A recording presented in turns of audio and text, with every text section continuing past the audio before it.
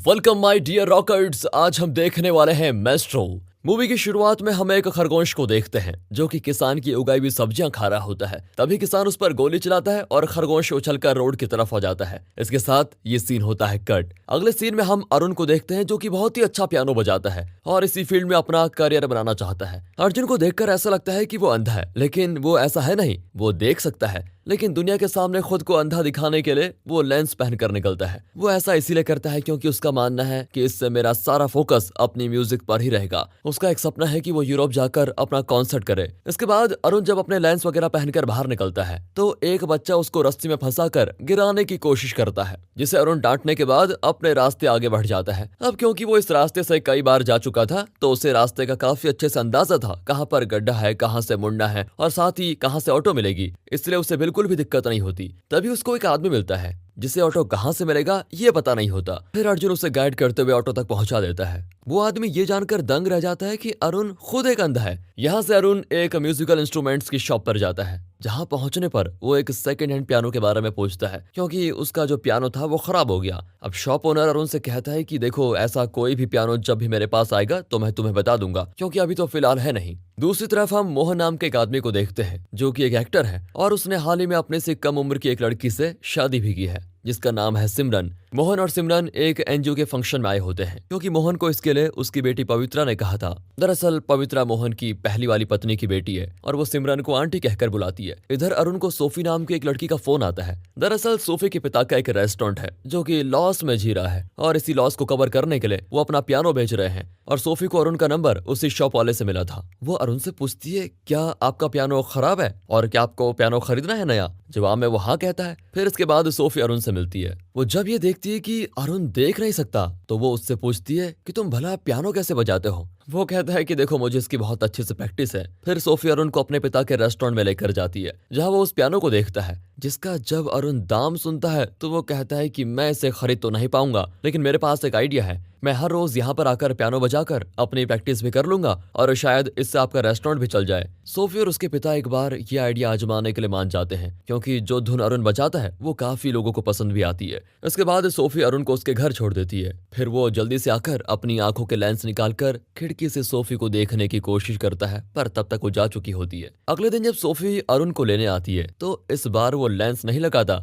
वो इसीलिए करता है ताकि वो सोफी को देख सके, और जब वो सोफी को देखता है तो देखते ही रह जाता है। फिर वो उसके साथ पियानो बजाता है, जिससे दिन पर दिन सच में रेस्टोरेंट की सेल बढ़ जाती है और सोफी अरुण के साथ ज्यादा टाइम स्पेंड करने लगती है। साथ ही साथ वो अरुण को पसंद भी करने लग जाती है। यहाँ तक कि एक रात बारिश में भीगने की वजह से सोफी अरुण के घर के अंदर ही आ जाती है और उसे लगता है कि अरुण को कुछ दिख नहीं रहा, इसलिए वो उसके सामने ही कपड़े चेंज करती है और फिर दोनों के बीच वही सब होता है। अगले दिन जब अरुण सोफी के रेस्टोरेंट में पियानो बजा रहा होता है तो उसका पियानो सुनकर मोहन काफी खुश होता है। वो असल में सोफी के पिता का दोस्त था। वो अरुण से कहता है कि क्या तुम मेरे घर पर प्राइवेट कॉन्सर्ट करोगे? असल में कल मेरी मैरिज एनिवर्सरी है और मैं अपनी पत्नी को सरप्राइज देना चाहता हूँ। ये सुनकर अरुण भी मान जाता है। मोहन इससे कहता है कि देखो, कल तुम 1 बजे तक आ जाना। फिर वो अरुण को घर का एड्रेस और एडवांस पैसे देकर वहां से चला जाता है। यहाँ मोहन घर में सिमरन से कहता है कि कल मुझे किसी काम से दूसरे शहर जाना होगा, और इधर अरुण को लेंस न पहनने की आदत पड़ चुकी होती है, इसलिए वो बिना लेंस के ही अगले दिन मोहन के घर पहुंच जाता है, जहां दरवाजा सिमरन खोलती है। फिर अरुण सिमरन को बताता है कि वो यहाँ पर आया क्यों है। सिमरन उससे कहती है कि मोहन तो आज बाहर गए हैं, उन्होंने शायद तुम्हें कल आने के लिए कहा होगा।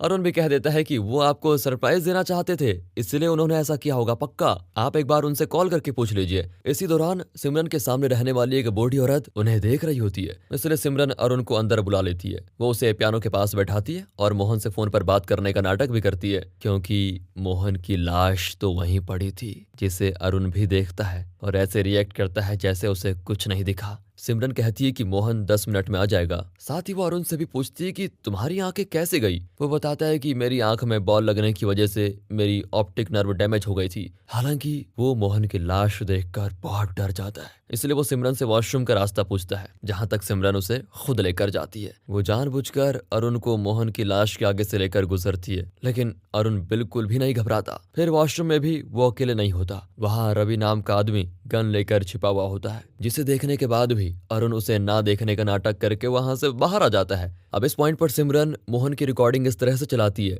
जिसे सुनकर अरुण को लगे कि मोहन आया तो, पर किसी काम की वजह से उसे फिर जाना पड़ा। इसके बाद वो अरुण को पियानो बजाने के लिए बोल देती है, जो कि जब पियानो बजा रहा होता है उसी दौरान उसी के सामने सिमरन और रवि मोहन की लाश को एक बैग में डाल रहे होते हैं। जब रवि उस बैग के साथ वहां से चला जाता है तो सिमरन पहले तो काफी रोती है, क्योंकि मोहन तो उसे सरप्राइज देना चाहता था। उसने सिमरन से झूठ कहा था कि मैं दूसरे शहर जा रहा हूँ, लेकिन मोहन कुछ देर के बाद वापस आ गया और उसने सिमरन और रवि को रंगे हाथों पकड़ लिया। जो बात उससे सहन नहीं हुई और उसने सिमरन पर गन तान दी, जिसे जब रवि ने रोकने की कोशिश की तो अनजाने में गोली मोहन को लग गई और अब वो इस दुनिया में नहीं रहा। सिमरन अब अरुण से कहती है कि मोहन ने बोला है कि उन्हें आने में देर लगेगी, इसलिए तुम जा सकते हो। जो सुनते ही अरुण वहां से चुपचाप निकल जाता है और एक जगह जाकर बैठ जाता है। वहां एक औरत उसे अंधा समझकर एक लॉटरी पर हाथ रखने के लिए बोलती है। उसका नाम लक्ष्मी होता है। लक्ष्मी के हाथ में भगवान शिव का एक टैटू भी होता है। लक्ष्मी का भाई मुराली ऑटो चलाता है, जो कि वहीं पर मौजूद था। अरुण उससे कहता है कि मुझे पुलिस स्टेशन छोड़ दो।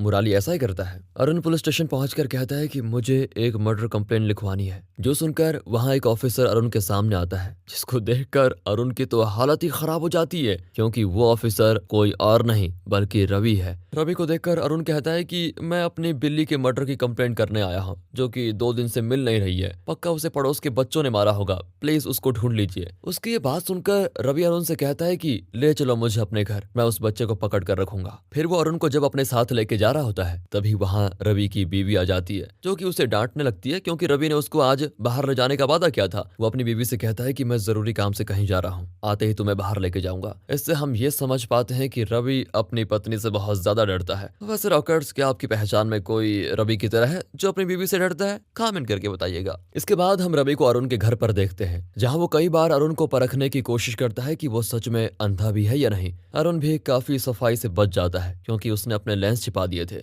इसी बीच अरुण की पालतू बिल्ली आ जाती है, जिसकी आवाज को सुनकर अरुण कहता है कि तुम कहाँ चली गई थी। फिर वो उसे खाना देकर रवि का शुक्रिया अदा करता है। वो कहता है कि मुझे लगा मेरी बिल्ली को उन शैतान बच्चों ने मार दिया होगा और आप मेरे कहने पर यहाँ तक आए, उसके लिए बहुत बहुत धन्यवाद। फिलहाल के लिए तो रवि चला जाता है, लेकिन उसे अरुण पर शक भी होता है और इस बात का अंदाजा अरुण को भी लग जाता है। इसके बाद हम अरुण को एक रेस्टोरेंट में पियानो बजाते हुए देखते हैं, जहां उसी वक्त सिमरन भी आ जाती है, जिसे देखकर अरुण का मूड फिर से खराब हो जाता है, पर वो कुछ कर भी नहीं सकता था। उसे सिमरन पर इतना गुस्सा आता है कि वो क्या कर दे बस, क्योंकि वो अपने पति को अपने बॉयफ्रेंड के साथ मिलकर मारने के बाद यहाँ ऐसा दिखावा कर रही है जैसे कि वो अपने पति का इंतजार कर रही हो। वो काफी देर यहाँ पर बैठ कर चली जाती है, जिससे सभी को यही लगे कि उसका पति नहीं आया और वो इंतजार करने के बाद चली गई। खैर, अगले ही दिन मोहन की लाश एक गाड़ी में मिलती है। साथ ही एक आदमी को मोहन की घड़ी भी मिल जाती है, जिसे पकड़कर रवि मोहन के खून का इल्जाम उसी पर डाल देता है। पुलिस स्टेशन में रवि के पास स्टेटमेंट लिखवाने के लिए सिमरन के साथ मोहन की बेटी पवित्रा भी आई होती है। इसी दौरान यहाँ अरुण भी आता है, जो कि पुलिस को स्टेटमेंट देता है कि मैं मोहन के घर पर पियानो बजाने गया तो उस वक्त वो नहीं थे।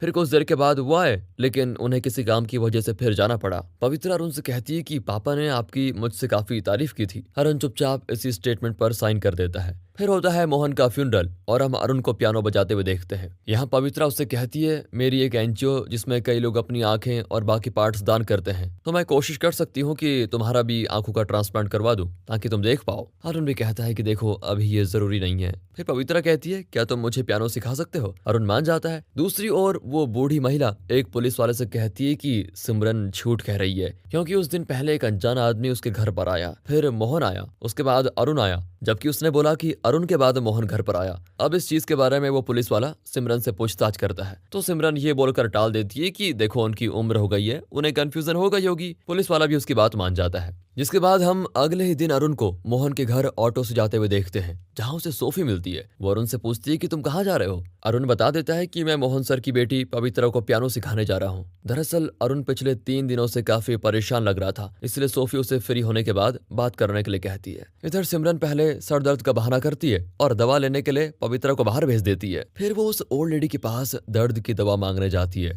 और जब वो आकर सिमरन को दवा देती है तो सिमरन उसे उठाकर नीचे फेंक देती है। जो चीज एक बार फिर से अरुण देख लेता है, क्योंकि वो उसी वक्त लिफ्ट से यहाँ पर आया था। वो किसी तरह खुद को यहाँ संभालता है और ऐसे दिखाता है कि जैसे उसने कुछ देखा ही नहीं। कुछ देर के बाद वहाँ पर पुलिस भी आ जाती है। अरुण तो सीधा अपना घर चले जाता है। यहाँ कुछ देर के बाद सिमरन भी आ जाती है और कहती है कि तुम इतनी जल्दी क्यों चले गए, तुम्हारी वजह से ही पवित्रा थोड़ा ठीक है, उसके साथ तुम ज्यादा टाइम स्पेंड करो। फिर वो अरुण को प्रसाद देती है जिसे वो खा लेता है। अब अरुण सिमरन को बैठने के लिए कहकर उसके लिए कॉफी बनाता है। जिस दौरान वही बच्चा जिसने अरुण को शुरुआत में रस्सी से गिराने की कोशिश की थी, वो अरुण की वीडियो चुपके से बना लेता है, जिसमें साफ दिख रहा होता है कि अरुण अंधा नहीं है। अरुण सिमरन को कॉफी देता है, जिस दौरान सिमरन उसकी कॉफी में जहर मिला देती है, जो कि अरुण भी देखता है, पर वो कुछ रिएक्ट नहीं करता और कॉफी को हाथ से ही गिरा देता है। जो होते ही सिमरन फटाक से उसके ऊपर गन तान देती है और कहती है, आखिर तुम पकड़े गए, वैसे चिंता मत करो, जैसे तुम अंधे नहीं हो उसी तरह गन भी असली नहीं है। अब अरुण सिमरन से माफी मांगते हुए कहता है कि मुझे छोड़ दो, मैं किसी को कुछ नहीं बताऊंगा, मैं तो अंधा बनकर सिर्फ इसीलिए घूमता हूँ ताकि मैं अपने म्यूजिक पर फोकस कर पाऊँ। सिमरन के पूछने पर वो आगे बताता है कि मैंने पवित्रा से कुछ नहीं बताया, मेरा ऐसा कोई इरादा भी नहीं है,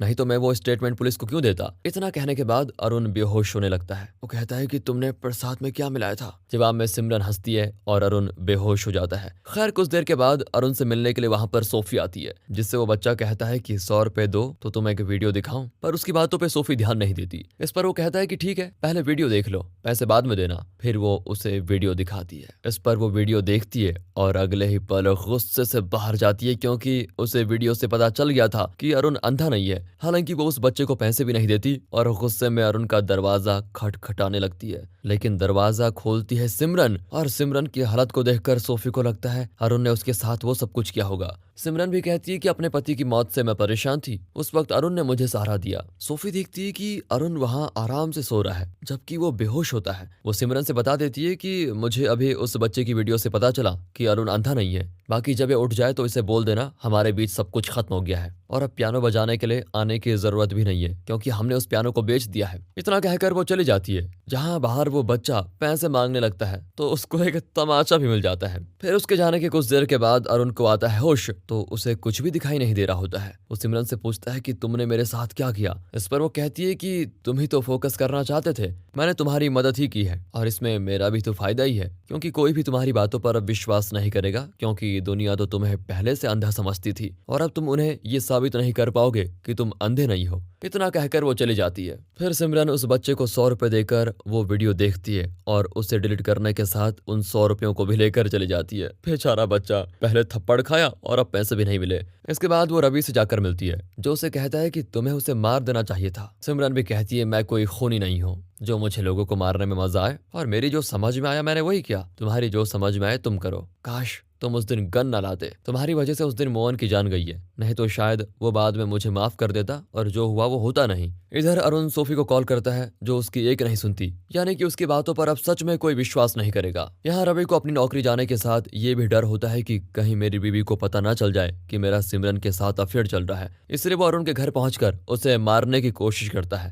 लेकिन अरुण किसी तरह रवि से बचकर ही भाग जाता है और रोड पर एक जगह पहुंचकर वो रवि को एक गड्ढे में गिरा देता है, क्योंकि अरुण को इस गड्ढे के बारे में पहले से पता था, मगर अब उसका यहाँ रहना ठीक नहीं है और इसीलिए वो शहर छोड़ने का फैसला करता है। स्टेशन पर जाते वक्त अरुण से मिलने के लिए पवित्र आती है, जो कि अरुण से कहती है मुझे शक है कि पापा की मौत के पीछे कोई राज है और उस राज का मैं पता लगा कर ही रहूंगी। यहाँ अरुण उसे सब कुछ बताने वाला होता है कि तभी उसे सिमरन की सेंट की खुशबू आती है, जिससे वो जान जाता है कि सिमरन भी वहाँ आसपास मौजूद है। इसलिए वो पवित्र से कहता है कि तुम इन बातों पर नहीं बल्कि अपने करियर पर ध्यान दो। और ये बात सुनकर सिमरन काफी खुश होती है। वो अरुण से कहती है कि मुझे तुम्हारा ये फैसला पसंद आया। अरुण भी कहता है कि हाँ, तभी तो मुझे मारने के लिए तुमने रवि को भेजा था। सिमरन कहती है मैंने तुमको मारने के लिए किसी को नहीं भेजा, और मुझे तुम्हें मारना होता तो मैं तुम्हें कब की मार देती। अब अरुण ट्रेन से जा ही रहा होता है, तभी उसके मन में ख्याल आता है कि कहीं सिमरन पवित्रा को भी न मार दे, इसलिए वो ट्रेन से उतर जाता है, पर अब उसे सच में दिखाई नहीं देता। तो उसका एक ऑटो से एक्सीडेंट हो जाता है। फिर जब उसे होश आता है तब उसे पता चलता है कि मुराली और लक्ष्मी को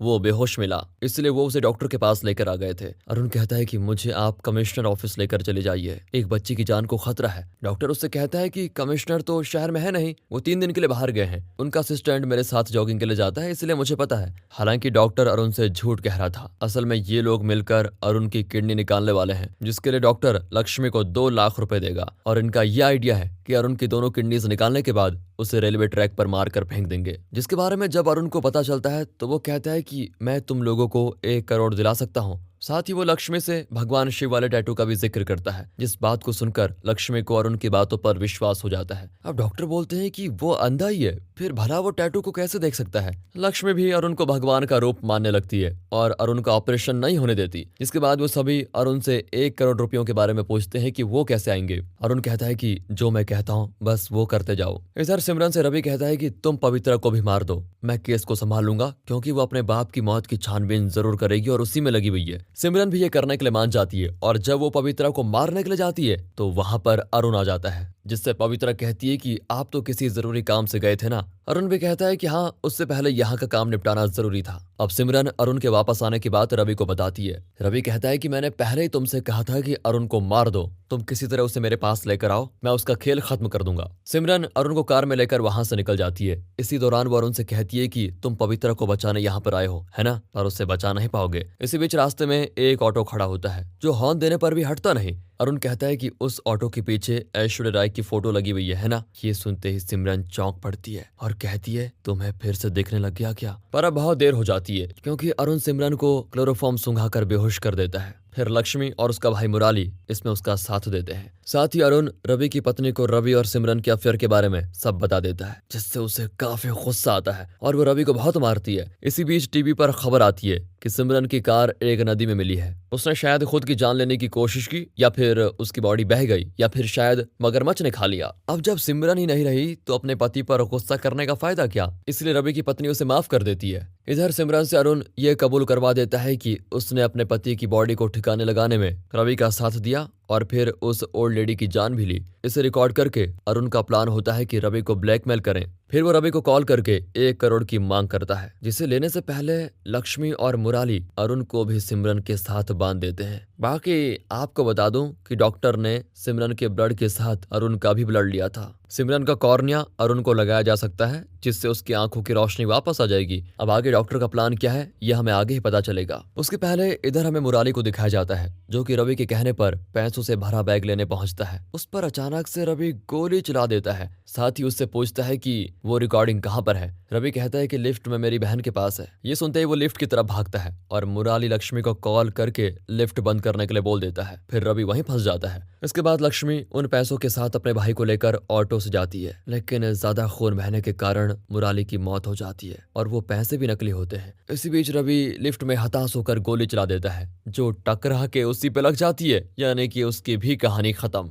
इसी ओर सिमरन पहले तो अरुण पर हंसती है और फिर उससे कहती है कि ऐसा है, रवि उन्हें नहीं छोड़ेगा और हम दोनों एक दूसरे की मदद कर सकते हैं। मैं तुम्हारी रस्सी खोलती हूँ, तुम मेरी खोलो। लेकिन अरुण उसकी बात नहीं मानता। इस पर सिमरन पहले उसको आजाद करती है, जिसके बाद वो यहाँ से निकलने का रास्ता ढूंढने लगता है। लेकिन उसने सिमरन का हाथ तो नहीं खोला है, मगर उसकी आंखों की पट्टी हटा दी होती है ताकि सिमरन उसे गाइड कर पाए। साथ ही सिमरन के हाथ में सर्जिकल नाइफ भी लग जाती है, जिससे वो खुद को आजाद कर देती है। उसके बाद तो वो अरुण को बुरी तरह मारती है, पर तभी वहां पर वो डॉक्टर आ जाता है, जिसको देखकर सिमरन उसे भी मारना शुरू कर देती है। यहाँ अरुण सिमरन को पीछे से पकड़ लेता है और ये मौका देखकर डॉक्टर सिमरन को इंजेक्शन लगाकर बेहोश कर देता है। अब अरुण ने उसकी जान बचाई तो डॉक्टर इस एहसान के बदले अरुण को अपने साथ यहाँ से लेके जाता है। वो कहता है कि मेरे हाथ एक जैकपॉट लगा है। असल में मैंने जो सिमरन का ब्लड लिया था वो तुमसे मैच होने के साथ दुबई के एक शेख की बेटी से भी मैच हो गया है, जिसे लीवर की जरूरत है। मुझे इसके लिए 6 करोड़ मिलेंगे, जिसमें से 1 करोड़ और सिमरन की कॉर्निया मैं तुम्हें दे दूंगा। तुम देख भी सकोगे और तुम्हारे पास पैसे ही पैसे होंगे। फिर तुम आराम से अपनी नई जिंदगी शुरू कर सकते हो।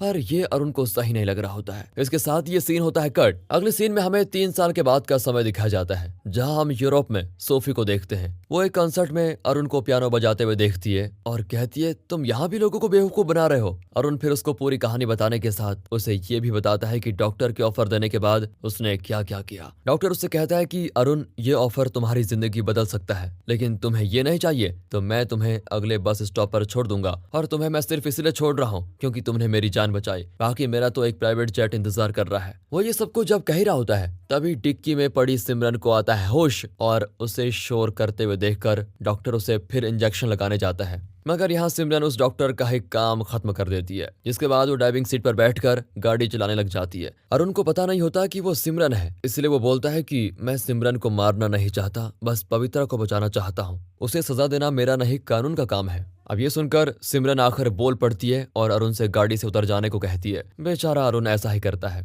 पर सिमरन इस बार भी उसे नहीं छोड़ती, इसलिए वो आगे से यू टर्न लेकर तेजी से अरुण की तरफ आने लगती है। तभी हम वहां उसी किसान को खरगोश पर गोली चलाते हुए देखते हैं। यानी कि शुरुआत का यही सीन था। खरगोश बचकर सिमरन की गाड़ी के सामने से कूद पड़ता है और गाड़ी तेज स्पीड में थी, इस कारण अचानक ब्रेक मारने की वजह से कार का होता है एक्सीडेंट और सिमरन भी आखिरकार मर जाती है। ये कहानी सुनकर सोफी अरुण से कहती है कि तुम मेरे पास क्यों नहीं आए। अरुण जवाब देता है कि मुझे पता था कि तुम मेरा यकीन नहीं करोगी, इसलिए मैंने अपने सपनों के पास जाना ही ज्यादा सही समझा। सोफी उससे ये भी कहती है कि तुम्हें कम से कम सिमरन की आंखें लगवा देनी चाहिए थी। इस पर अरुण हंसते हुए अपने रास्ते चल देता है। उसी बीच उसके सामने एक कोल्ड ड्रिंक का कैन आता है, जिसे वो अपनी छड़ी से सीधा डस्टबिन में डाल देता है, यानी कि वो अब देख सकता है। असल में सिमरन ने पवित्रा के एनजीओ में अपनी आंखें दान करने की प्लेज ली थी, यानी कि पवित्रा की मदद से अर्जुन की आंखों की रोशनी वापस लौटती है और आज अरुण अपने सपनों को पूरा कर पा रहा है। अब उसने पवित्रा की जान बचाई तो पवित्रा ने अरुण की मदद की होगी। और इसी के साथ दोस्तों, आप हमारे दूसरे चैनल मूवीज वेदर को सपोर्ट कीजिए, उसे सब्सक्राइब करें। वहां पर हम लेटेस्ट मूवी रिव्यूज डालेंगे और फिल्म इंडस्ट्री से जुड़ा यूनिक कंटेंट देंगे। बाकी अगर आपको ये वीडियो अच्छी लगी हो, स्टोरी अच्छी लगी हो, एक्सप्लेनेशन अच्छा लगा हो तो ज्यादा से ज्यादा शेयर करें, सब्सक्राइब करें। मिलते हैं अगली वीडियो में, तब तक के लिए गुड बाय, ख्याल रखें अपना। And finally thanks for watching.